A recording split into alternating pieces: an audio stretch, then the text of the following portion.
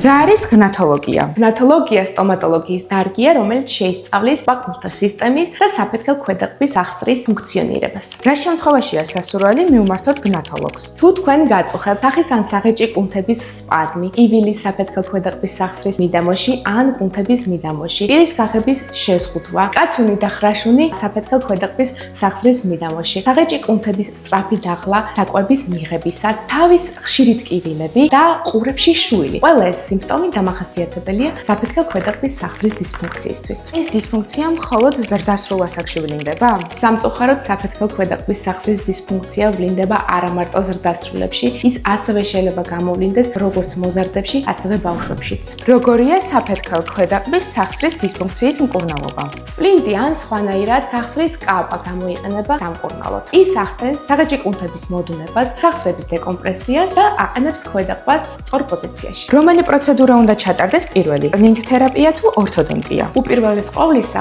ტარდება სრულყოფილი დიაგნოსტიკა. თუ დიაგნოსტიკის ეტაპზე ვლინდება დისფუნქცია, მაშინ სასურველია მკურნალობა დაიწყოს სპლინტ თერაპიით. თუმცა არის შემთხვევები, როდესაც ორთოდონტიული მკურნალობის ეტაპზე ასევე ვლინდება დისფუნქცია. ამ დროს მკურნალობა წარიმართება პარალელურად. ამ პრობლემის მოსაგვარებლად შეგიძლიათ მოგმართოთ NB Dental-ში.